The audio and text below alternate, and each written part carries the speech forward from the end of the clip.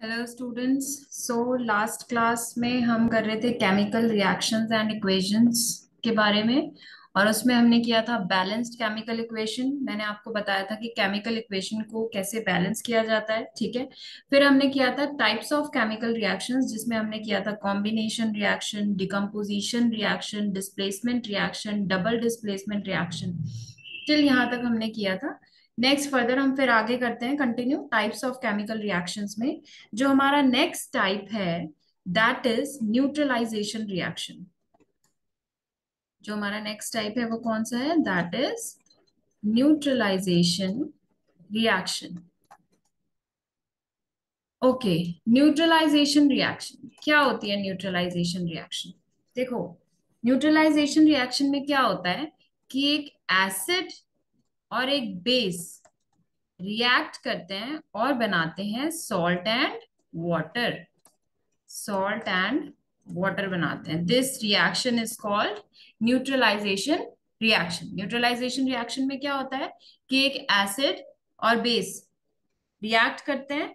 एक एसिड और एक बेस रिएक्ट करके बनाते हैं सॉल्ट एंड वाटर। जैसे हम एग्जांपल लेते हैं, कोई भी एक एसिड ले लीजिए आप, जैसे HCl है, और बेस ले लीजिए सपोज NaOH। यहाँ पे हम एक चीज और कर लेते हैं, NaOH का कॉमन नेम क्या होता है? Caustic soda. कॉस्टिक सोडा, ठीक है। ओके, अब ये जब ये एक एसिड और एक बेस जब रिएक्ट कर रहा है तो क्या बनाएगा? सॉल्ट एंड ये OH और H मिलके बना देगा वाटर। सो NaCl प्लस H2O, ठीक है। और ये NaCl को हम कॉमन सॉल्ट भी बोलते हैं या फिर रॉक सॉल्ट भी बोलते हैं। कॉमन सॉल्ट, और you can call it as rock salt. This is the common name. Okay, ठीक है।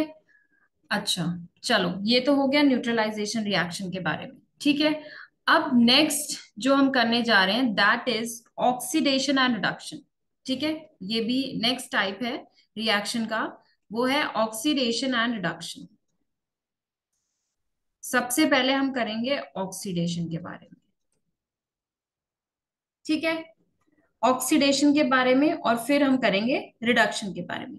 देखो, ऑक्सीडेशन में क्या होता है? ऑक्सीडेशन क्या होता है? वो केमिकल रिएक्शन जहां पे ऑक्सीजन का एडिशन हो रहा है, हाइड्रोजन का रिमूवल हो रहा है, या फिर इलेक्ट्रॉन्स का गेन हो रहा है, उसको हम बोलते हैं ऑक्सीडेशन रिएक्शन। रिएक्शन क्या बताया मैंने इसमें?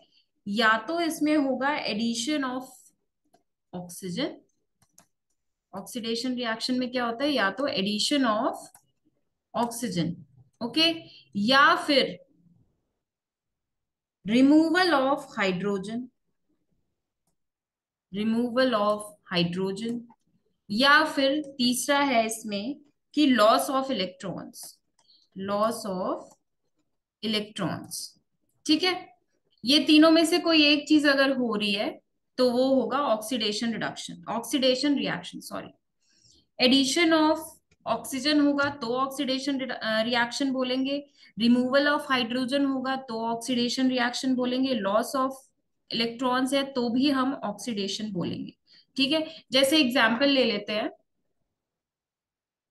लेट्स से यहाँ पे एडिशन ऑफ ऑक्सीजन का एक एग्जांपल लें। अगर मैग्नीशियम के साथ जब ऑक्सीजन रिएक्ट कर रहा है तो बनाता है MgO। First let just balance it. सबसे पहले इसको बैलेंस कर लेते हैं। MgO2 यहाँ पे दो है, यहाँ पे वो रिएक्टेंट की साइड पे, और प्रोडक्ट की साइड पे भी हमने अब 2 कर दिया। तो जब यहाँ पे 2 कर दिया तो Mg2 हो गया। दिस इज, ये हो गया, ठीक है। अब यहाँ आप लोग देखिए कि यहाँ पे ऑक्सीजन का क्या हो रहा है? एडिशन हो रहा है। पहले खाली Mg था, अब बन गया MgO। तो यहाँ पे क्या हुआ? ऑक्सीजन, ऑक्सीजन का एडिशन हुआ। तो ये किस तरह की रिएक्शन है? ये रिएक्शन है ऑक्सीडेशन। यहाँ पे ऑक्सीडेशन हो रहा है। वैसे ही नेक्स्ट करता है रिमूवल ऑफ हाइड्रोजन में। देखें, जैसे मान लीजिए कि कैल्शियम हाइड्राइड है, ठीक है। यहाँ पे कैल्शियम हाइड्राइड डिकम्पोज हो रहा है और ये बनेगा कैल्शियम प्लस हाइड्रोजन गैस, ठीक है। ये हाइड्रोजन गैस निकल गई। अब यहाँ देखिए आप लोग, यहाँ पे हाइड्रोजन का रिमूवल हो रहा है। पहले था कैल्शियम हाइड्राइड, बाद में ये कैल्शियम अलग हो गया और हाइड्रोजन गैस निकल रही है। ठीक है, जब हाइड्रोजन का रिमूवल हो रहा है तो दैट मीन्स कि यहाँ पे क्या हो रहा है, यहाँ पे ऑक्सीडेशन हो रहा है। Next is loss of electron. अब लॉस ऑफ इलेक्ट्रॉन में आप देखिए कि यहाँ पे जैसे एग्जांपल लेते हैं Fe2 पॉजिटिव, फेरस आयन है। फेरस आयन में, फेरस आयन बाद में बन गया फेरिक आयन जब उसने एक इलेक्ट्रॉन को लूज कर दिया। ये जो इलेक्ट्रॉन लूज कर रहा है दैट मींस ये रिएक्शन कौन सी है, ऑक्सीडेशन रिएक्शन हो रही है। यहाँ पे ऑक्सीडेशन हो रहा है। ठीक है, कैसे हो रहा है, ये देखिए फेरस आयन था Fe2 पॉजिटिव, 2 पॉजिटिव कब लगता है, पॉजिटिव आयन केटायन कब बनता है, केटायन तब बनता है जब वो इलेक्ट्रॉन्स को लूज करता है। ठीक है, तो यहाँ पे क्या था, पहले Fe2 पॉजिटिव था, मतलब इसने क्या किया था, 2 इलेक्ट्रॉन को लूज किया था, तो यहाँ बना Fe2 पॉजिटिव। बाद में एक इलेक्ट्रॉन और निकल गया तो अब क्या बन जाएगा, Fe3 पॉजिटिव, क्योंकि अब 3 इलेक्ट्रॉन लूज हो गए, पहले 2 थे, एक और निकल गया, तो अब क्या हो गया, फेरिक आयन बन गया। This is what, this is ferric ion. जब 3 पॉजिटिव होता है, वैलेंसीज में थ्री थ्री होती है, तो ये बन जाता है ferric ion. And this is जब 2 होता है, 2 पॉजिटिव होता है, तो ये होता है फेरस आयन। क्लियर। अब एक इलेक्ट्रॉन और निकल गया था तो ये बन गया Fe3 positive. This is all about oxidation. ये तीनों में से कुछ भी हो रहा है, ये तीनों रिएक्शंस एग्जांपल्स हैं ऑक्सीडेशन रिएक्शन की। क्लियर। अच्छा, अब हम नेक्स्ट करते हैं रिडक्शन। पहले मैं इसको क्लियर कर दूं, फिर हम करते हैं रिडक्शन। ठीक है।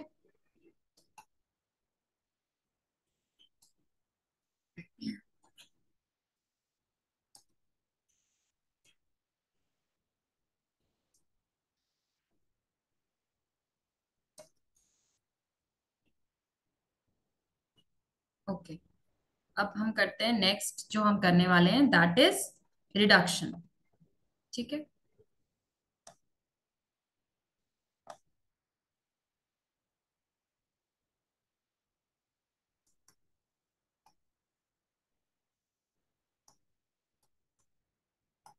ओके, अब देखिए रिडक्शन में बिल्कुल ऑक्सीडेशन का उल्टा है। ठीक है, रिडक्शन में क्या होता है, वो केमिकल रिएक्शन जहां पे, यहाँ देखिए, यहाँ पे हम क्या कर रहे थे ऑक्सीडेशन में, एडिशन ऑफ ऑक्सीजन, यहाँ पे उल्टा होगा, यहाँ पे होगा addition of hydrogen, addition of hydrogen. और सेकंड यहाँ पे जो होगा, यहाँ पे क्या हो रहा था, एडिशन ऑफ ऑक्सीजन और रिमूवल ऑफ हाइड्रोजन, यहाँ उल्टा होगा, यहाँ होगा एडिशन ऑफ हाइड्रोजन या फिर रिमूवल ऑफ ऑक्सीजन।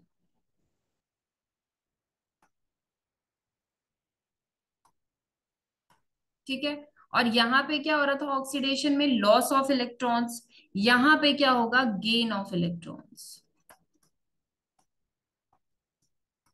तो ये तीनों में से अगर कोई भी चीज हो रही है, ये तीनों में से, तो वो क्या होगा, वो रिडक्शन होगा, एडिशन ऑफ हाइड्रोजन और रिमूवल ऑफ ऑक्सीजन और गेन ऑफ इलेक्ट्रॉन्स। ठीक है, अब जैसे एग्जांपल लेते हैं हम, सबसे पहले यहाँ पे एडिशन ऑफ हाइड्रोजन का एग्जांपल, लेट्स टेक इट।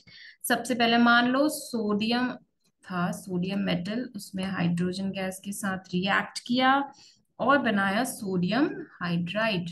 सबसे पहले इसको बैलेंस कर लीजिए। यहाँ देखिए 2H है तो यहाँ भी 2 करना पड़ेगा, और 2Na हो गया तो यहाँ पे भी 2Na करना पड़ेगा। क्लियर। सॉरी, ये आपकी रिएक्शन हो गई बैलेंस। अब यहाँ देखिए, पहले यहाँ पे हाइड्रोजन के साथ जब रिएक्ट, यहाँ पे पहले अकेले Na था, Na मेटल, सोडियम मेटल अकेला था, अब क्या बन गया, sodium hydride, that means addition हुआ है हाइड्रोजन का। तो यहाँ पे कौन सी रिएक्शन हुई, यहाँ पे हुई रिडक्शन रिएक्शन। ठीक है, नेक्स्ट चलते हैं हम रिमूवल ऑफ ऑक्सीजन के एग्जाम्पल में। ठीक है, वहां पे देखिए, जैसे ये मान लीजिए कॉपर ऑक्साइड है और ये रिएक्ट कर रहा है हाइड्रोजन के साथ। ठीक है, तो यहाँ पे क्या होगा, यहाँ पे कॉपर मेटल अलग हो जाएगा और वाटर निकल जाएगा यहाँ पे। क्लियर। तो यहाँ पे देखिए, यहाँ पे आप देख रहे हैं कि ऑक्सीजन पहले कॉपर के साथ था, अब निकल गया है, रिमूव हो गया है। तो ये जो एग्जाम्पल है ये किसका है, रिडक्शन का एग्जाम्पल है। ठीक है, ये यहाँ पे इस रिएक्शन में क्या हो रहा है, रिडक्शन हो रहा है। ठीक है, नाउ गेन ऑफ इलेक्ट्रॉन्स में अगर हम देखते हैं, तो गेन ऑफ इलेक्ट्रॉन्स में देखिए, जैसे मान लीजिए फेरिक आयन, अभी मैंने आपको बताया था, फेरिक आयन में एक इलेक्ट्रॉन क्या हो गया, ऐड हो गया। ऑब्वियस है, जब एक इलेक्ट्रॉन ऐड हुआ है तो ये बन जाएगा फेरस आयन, है ना। ठीक है, कैसे, पहले 3 इलेक्ट्रॉन्स लूज हो रहे थे, अब एक इलेक्ट्रॉन वापस आ गया तो 2 इलेक्ट्रॉन लूज होंगे, Fe2 पॉजिटिव बन जाएगा, दैट मीन्स फेरस आयन बन जाएगा। तो यहाँ पे क्या हुआ, इलेक्ट्रॉन्स का गेन हुआ है। Fe3 पॉजिटिव से Fe2 पॉजिटिव कैसे बना है, एक इलेक्ट्रॉन के गेन पे। तो ये जो रिएक्शन है, ये जो इक्वेशन है, ये किसकी है, रिडक्शन की। क्लियर हो गया सबको, ओके। चलो, अब नेक्स्ट हम करते हैं रिडॉक्स रिएक्शन, जहां रिडॉक्स का मतलब क्या हो गया, एक सेकंड में इसको इरेज कर देती हूँ।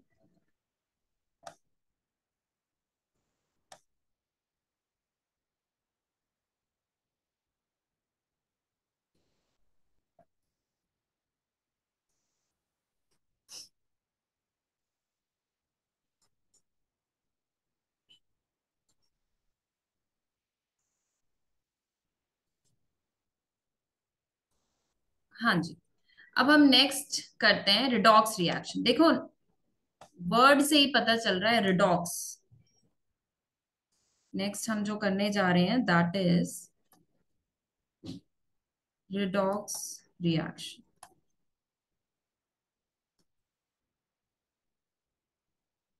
ठीक है, देखो रिडॉक्स का मतलब क्या हुआ, देखो इसमें 2 वर्ड है, रिडक्शन और ऑक्सीडेशन। इसमें क्या है, रिडक्शन और ऑक्सीडेशन मिलके क्या बने, रिडॉक्स। ठीक है, तो रिडॉक्स रिएक्शन क्या हुई, जहां पे जो ऑक्सीडेशन और रिडक्शन दोनों चीजें साइमल्टेनियसली सेम रिएक्शन में हो रही हैं, दोनों चीजें साइमल्टेनियसली सेम रिएक्शन में हो रही हैं, तो वो रिएक्शन को हम बोलते हैं रिडॉक्स रिएक्शन। मतलब ये है कि एक रिएक्टेंट अगर ऑक्सीडाइज हो रहा है तो दूसरा रिएक्टेंट क्या हो रहा होगा, रिड्यूस हो रहा होगा। मतलब साइमल्टेनियसली दोनों चीजें होती हैं, तो उसको हम क्या बोलते हैं, ऑक्सीडेशन, सॉरी, रिडॉक्स रिएक्शन। जैसे हम एक एग्जांपल लेके मैं आपको समझाती हूँ। ठीक है, मान लीजिए, जैसे ये लेड ऑक्साइड का एग्जांपल ले लेते हैं, PbO के साथ कार्बन रिएक्ट कर रहा है। ठीक है, और क्या बना रहा है, Pb+CO2। क्लियर। अब देखिए, सबसे पहले तो कोई भी केमिकल इक्वेशन या कोई भी केमिकल रिएक्शन होती है, आपने उसको सबसे पहले बैलेंस करना है केमिकल इक्वेशन को, तभी कहते हैं कि एक केमिकल इक्वेशन कंप्लीट है। क्लियर। तो अब यहाँ देखिए, सबसे पहले पीबी है, यहाँ पे भी पीबी है, क्लियर है। यहाँ पे O1 है, यहाँ पे O2 है, तो आपने क्या करना है, इसको भी 2 बनाना है। जब इसको 2 बनाना है तो PB2 हो गया। अब ये रिएक्शन इक्वेशन हो गई बैलेंस्ड। अब आप देखिए, यहाँ पे PbO था, यहाँ पे PbO, और यहाँ क्या बन गया, PB। मतलब यहाँ पे क्या हुआ, ऑक्सीजन का रिमूवल हो गया। यहाँ पे ऑक्सीजन का क्या हुआ, रिमूवल हो गया। ठीक है, तो ये कौन सी रिएक्शन हुई जहां पे ऑक्सीजन का रिमूवल हुआ है, इसको हम बोलेंगे रिडक्शन। यहाँ पे क्या हो रही है, रिडक्शन हो रहा है यहाँ पे। क्लियर। लेड ऑक्साइड से लेड हो गया, ऑक्सीजन रिमूव हो गया। ठीक है, ऑक्सीजन कहाँ चला गया, दूसरे के साथ। ठीक है, तो ये यहाँ पे जो लेड है वो क्या हो रहा है, रिड्यूस हो रहा है। लेड क्या हो रहा है, रिड्यूस हो रहा है, तो रिडक्शन हो गया। अब यहाँ कार्बन देखिए अकेला था, यहाँ पे बन गया CO2। तो ये कार्बन के साथ एडिशन हुआ है ऑक्सीजन का, तो यहाँ पे क्या हुआ है, यहाँ पे ऑक्सीडेशन हुआ है। तो देखिए, दोनों रिडक्शन और ऑक्सीडेशन दोनों ही इस इक्वेशन में साइमल्टेनियसली हुए हैं। लेड क्या हुआ है, रिड्यूस हुआ है, कार्बन क्या हुआ है, ऑक्सीडाइज हुआ है। क्लियर। तो यहाँ पे दोनों चीजें साइमल्टेनियसली एक ही रिएक्शन में हुई है, तो इसलिए हम इस रिएक्शन को बोलेंगे redox reaction. Let's take another example, एक और एग्जाम्पल लेके देखते हैं। Zn+ CuSO4 कॉपर सल्फेट के साथ जिंक रिएक्ट कर रहा है, बनेगा कॉपर प्लस ZnSO4। अब यहां पे भी आप देखिए, जिंक पहले अकेला था, ठीक है। अभी जिंक कहाँ SO4 के साथ हो गया। अच्छा, यहाँ पे एक चीज और हो रही है, मैंने आपको अभी पहले बताया कौन सा रिएक्शन है यहाँ पे, ये देखिए। जिंक के साथ जब CuSO4 है, अभी हमने बहुत सारे रिएक्शन करे थे, ठीक है। यहाँ पे डिस्प्लेसमेंट रिएक्शन है ये। डिस्प्लेसमेंट कैसे, यहाँ देखिए, कॉपर से जिंक क्या हो गया है, डिस्प्लेस हो गया है। जिंक, सॉरी, जिंक, जिंक ने क्या किया है, कॉपर को डिस्प्लेस कर दिया है, तो कॉपर की जगह क्या आ गया, जिंक आ गया है। तो यहाँ पे डिस्प्लेसमेंट रिएक्शन भी हो रही है। और यहाँ पे आप देखेंगे कि कौन सी रिएक्शन इसमें रिडॉक्स रिएक्शन का एग्जाम्पल है, ये देखते हैं कि कैसे रिडॉक्स रिएक्शन का एग्जाम्पल है। क्लियर। अब आप देखिए, यहाँ पे जिंक अकेला था, यहाँ पे उसके साथ क्या आ गया है, ZnSO4, ठीक है। तो जिंक से जिंक सल्फेट बन गया है, तो यहाँ पे ऑक्सीजन का क्या हुआ है, देखिए, ऑक्सीजन का एडिशन हुआ है। ऑक्सीजन का क्या हुआ है, एडिशन हुआ है, तो इसको हम बोलेंगे ऑक्सीडेशन। यहाँ पे क्या हो रहा है, ऑक्सीडेशन हो रहा है। क्लियर। और वैसे यहाँ पे रिमूवल हुआ है ऑक्सीजन का, तो यहाँ पे हम इसको बोलेंगे रिडक्शन। तो दोनों ही चीजें यहाँ पे साइमल्टेनियसली हो रही है, इसीलिए हम इसको बोलते हैं रिडॉक्स रिएक्शन। क्लियर हो गया। ओके।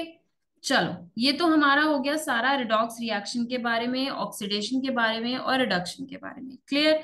अब हम नेक्स्ट जो हम करने जा रहे हैं वो है, अच्छा, ऑक्सीडाइजिंग एजेंट्स होते क्या है। ऑक्सीडाइजिंग एजेंट्स, जैसे ऑक्सीडेशन है उसी से ऑक्सीडाइजिंग एजेंट बनेगा। कैसे, ऑक्सीडाइजिंग एजेंट वो सब्सटेंसेस होते हैं जो ऑक्सीजन को लूज करते हैं और हाइड्रोजन को क्या करते हैं, गेन करते हैं।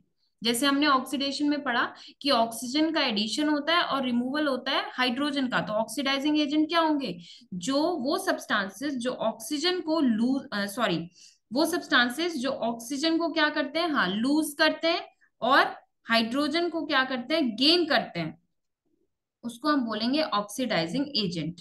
ठीक है। और रिड्यूसिंग एजेंट क्या थे, क्या होंगे, वो सब्सटेंसेस जो हाइड्रोजन को लूज करेंगे और ऑक्सीजन को गेन करेंगे, उनको हम बोलते हैं रिड्यूसिंग एजेंट। वो एजेंट्स जो ऑक्सीजन ऑक्सीडेशन या रिडक्शन करने में हेल्प करते हैं, उनको बोलते हैं ऑक्सीडाइजिंग या रिड्यूसिंग एजेंट। जो उस रिएक्शन में ऑक्सीडाइजिंग एजेंट्स क्या हो गए, जो ऑक्सीडेशन होने में हेल्प करते हैं, और रिड्यूसिंग एजेंट क्या हो गए, जो रिड्यूस होने में हेल्प करते हैं। तो रिड्यूस होने में हेल्प करते हैं मतलब वो क्या करते हैं, देखो, समझ में आ गया। Oxidising agent is what, oxidising agents are substances that loses oxygen or gains hydrogen is known as oxidizing agent. And what are reducing agents, those substances that loses hydrogen or gains oxygen is known as reducing agents. Clear। ठीक है। अब देखिए, जो compounds oxygen atom के साथ हैं उनको हम बोलते हैं ऑक्सीडाइजिंग एजेंट। वो जो कंपाउंड्स ऑक्सीजन एटम के साथ हैं उसको बोलेंगे ऑक्सीडाइजिंग एजेंट। और जो कंपाउंड्स हाइड्रोजन एटम के साथ हैं, जो कंपाउंड्स हाइड्रोजन एटम के साथ हैं उनको हम बोलेंगे reducing agent. Compounds with oxygen atom are called oxidising agent and compounds with hydrogen atom are called reducing agent. Clear. हाँ जी। चलिए, अब हम देखते हैं oxidation reactions in daily life. ठीक है। Oxidation reactions in daily life. चलो, मैं इसको इरेज कर देती हूँ।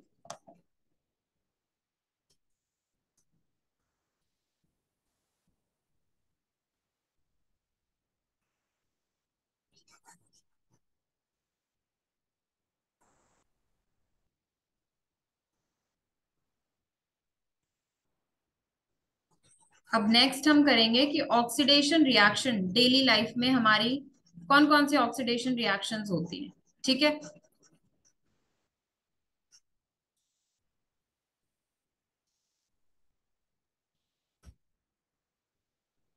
चलिए। Okay. Next is oxidation reactions in daily life.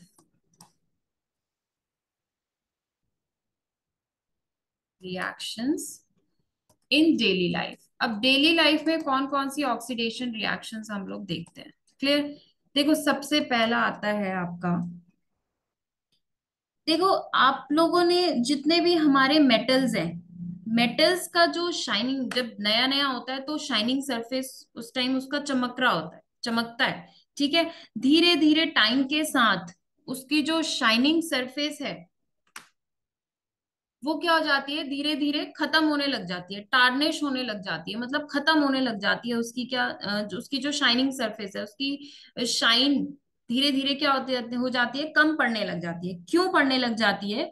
क्योंकि उस मेटल की सरफेस पे क्या होता है, मेटल की सरफेस पे उस जो भी मेटल है उस रिस्पेक्टिव मेटल का मेटल ऑक्साइड बन जाता है। उस रिस्पेक्टिव मेटल का मेटल ऑक्साइड की कोटिंग हो जाती है उसके सरफेस पे, इसलिए उसकी शाइन क्या हो जाती है, खत्म हो जाती है। और वो कोटिंग या वो ऑक्साइड कैसे बनता है, जब वो मेटल एक्सपोज होता है ऑक्सीजन एयर में। जब वो एयर में एक्सपोज होता है दैट मीन्स वहां पे क्या हो रहा है, ऑक्सीडेशन हो जाता है उस मेटल का। मेटल एयर के साथ एक्सपोज कर जाता है। ठीक है। एनवायरनमेंट में जो एयर है उसके साथ एक्सपोज करने के बाद वो जो भी रिस्पेक्टिव मेटल है उसका मेटल ऑक्साइड की क्या हो जाती है, उसकी सरफेस पे कोटिंग हो जाती है, जिसकी वजह से क्या होता है, उसका सरफेस, उसका जो शाइनी सरफेस है वो धीरे धीरे कम पड़ने लग जाता है, उसकी शाइन कम पड़ने लग जाती है। उस फिनोमिनन को हम क्या बोलते हैं, कोरोजन। उस फिनोमिनन को हम क्या बोलते हैं, कोरोजन। जैसे आपका आयरन है, आयरन में रस्टिंग हो जाती है ना, रस्टिंग ऑफ आयरन आप लोगों ने सुना होगा। तो आयरन में क्या हो जाता है, जंक लग जाता है, हिंदी में जिसको बोलते हैं जंक लगना, रस्ट, रस्ट बन जाता है उसपे। क्या होता है, रस्ट कुछ नहीं होता, रस्ट एक तरह का पाउडरी ब्राउन कलर का सब्सटेंस होता है जो आयरन पे क्या हो जाता है, बन जाता है, आयरन पे बन जाता है। मतलब आयरन जब ऑक्सीजन के साथ क्या हो जाता है, एक्सपोज हो जाता है, तो वो क्या बन जाता है, आयरन का ऑक्साइड बन जाता है, जिसकी कोटिंग उस पे हो जाती है, उसको हम बोलते हैं rust. And that phenomenon is called rusting of iron. So that is an example of, किसका एग्जाम्पल है वो, कोरोजन का एग्जाम्पल है। क्लियर हो गया। ठीक है। नेक्स्ट हम बात करते हैं सेकंड जो है, वो है हमारा, जैसे आपने देखा होगा एप्पल का एग्जाम्पल लेते हैं। Apple, Apple is a fruit. ठीक है। एप्पल को आप जब काट के रखते हो और आपने क्या किया, जब फ्रेशली उसको कट किया तो वो तब तो ताजा रहता है, जब आपने उसी टाइम काट के उसको खा लिया तो उसकी जो उसका जो कलर होता है वो एकदम फ्रेश दिखता है। लेकिन जब आप थोड़ी देर बाद उसको आपने काट के छोड़ दिया और सपोज हाफ एन आवर बाद या 15-20 मिनट्स बाद ही जब आप उस कटे हुए एप्पल को देखोगे,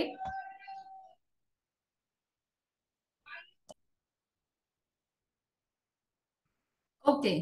सो मैंने नेक्स्ट आपको क्या बताया कि जितने भी चाहे वेजिटेबल्स हों या फिर फ्रूट्स हों, कोई भी जितने भी वेजिटेबल्स फ्रूट्स हैं, जब आप उनको फ्रेशली कट करके रखते हो और कुछ टाइम बाद छोड़ देते हो, सपोज कट करके छोड़ देते हो, तो वो कैसे उनका कलर कैसा हो जाता है, कलर चेंज हो जाता है, या तो वो ब्राउन कलर का हो जाता है या फिर वो ब्लैक कलर का हो जाता है।